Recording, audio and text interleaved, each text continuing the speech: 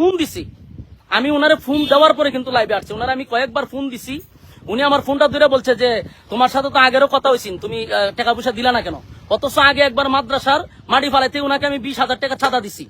উনার নিজস্ব লোকেরা আমার কাছ থেকে এই চাঁদার টাকা নিছে, আমার কাছে প্রমাণ আছে, ডকুমেন্টস আছে, উনি যে আমার কাছ থেকে চাঁদা নিছে এটার ভিডিও ক্লিপ আমার কাছে আছে। এখন উনি আবার চাঁদার জন্য আমার গাড়িটা আটকায় রেখে দিছে। কারণ আমি দেশবাসীর কাছে বলবো, মাতুব্বর থানার যারা আছেন তাদের কাছে আমি বলবো যে আপনারা দায়িত্ব পালন করতেছেন, যে কোনো প্রতিষ্ঠানও কি তারা মানবে না? হ্যাঁ, বিএমপির যারা আছেন, আমরা আপনাদেরকে মহব্বত করি, আপনারা নির্যাতিত একটা দল, আপনাদেরকে মহব্বত করি। আপনারা যে মাঝে মধ্যে বলেন যে কে চাঁদাবাজি করে, তো আপনাদের দলের লোকেরা যদি এইভাবে মাদ্রাসা মসজিদ থেকেও চাঁদাবাজি করে, এটা কি আপনাদের দলের জন্য কোনো কল্যাণ বয়ে আনবে? আমারে বলেন, এটা কি বিএমপির জন্য কোনো কল্যাণ হবে? মাদ্রাসা মসজিদ তো মানুষ মানার কথা।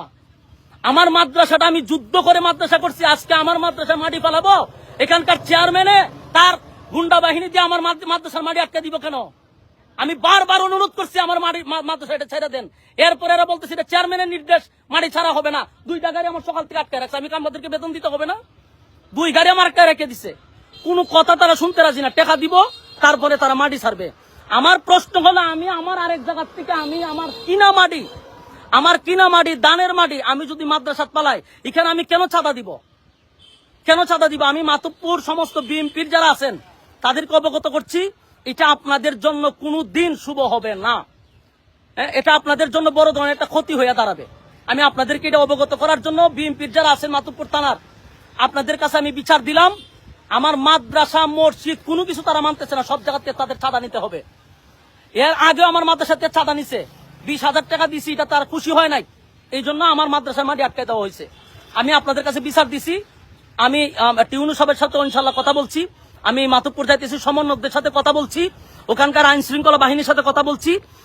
আমার তারা আশ্বস্ত দিছে যে আপনি আসেন, এটা আমরা দেখতেছি। তো আমি বিষয়গুলো আপনাদেরকে জানাইছি, মেহেরবানি করে আপনারা ভিডিওটা সর্বোচ্চ শেয়ার করবেন, তাদের মুখোশটা উন্মোচন করা দরকার। আমার ক্ষতি করতে পারে তারা, এই লাইভের পরে আমার ক্ষতি করতে পারে। আমি দেশবাসীকে আবারও বলছি, এই চেয়ারম্যান আমার ক্ষতি করতে পারে। আমার যদি কোনো ধরনের ক্ষতি হয়, বুঝবেন এরা জড়িত।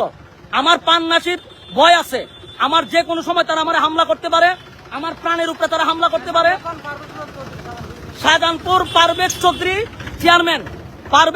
চেয়ারম্যান ইউনিয়নের, সে তার বাহিনী দিয়ে আমার উপরে ক্ষতিও করতে পারে। আমি আগে দিয়ে লাইভটা জানাই রাখলাম, যদি আমার বিন্দু পরিমাণ কোনো সমস্যা হয়, এটার দায়ভার এখানকার চেয়ারম্যানে নিবে, আমি এখন চাইতেছি প্রশাসনের কাছে, যা করার আপনারা সামনেই আমি লাইভে স্পষ্ট বলতেছি, যদি আমার কোনো ক্ষতি হয়, এটার জন্য দায়ভার হলো এলাকার চেয়ারম্যান এবং তার বাহিনী দিয়ে এই হামলাগুলি করতে চাইতেছে। এরা যে কোনো সময় আমার উপরে হামলা করার জন্য প্রস্তুত। আপনাদেরকে আমি এটা জানাইলাম, ভবিষ্যতে যদি আমার কোনো সমস্যা হয়, আমি আগে দিয়ে এটা প্রমাণ স্বরূপ রাখলাম যে আমার ক্ষতি এই চেয়ারম্যানে করার সম্ভাবনা আছে। আমি দেশবাসীর কাছে বলতেছি, সর্বোচ্চ আপনারা ভিডিওটা শেয়ার করবেন, মাতুব্বরবাসীদের কাছে ভিডিওটা শেয়ার করবেন, হবিগঞ্জ জেলার মানুষকে বলছি ভিডিওটা শেয়ার করবেন, আল্লাহর রাস্তে বলছি আপনারা আমার ভিডিওটা সর্বোচ্চ শেয়ার করবেন। এরা এত জুলুম আমার উপরে করতেছে, আমার সারা দুনিয়ার বালু যায়, আমার কিছু মাদ্রাসা গেলেই আর আমার বাধা দেয়।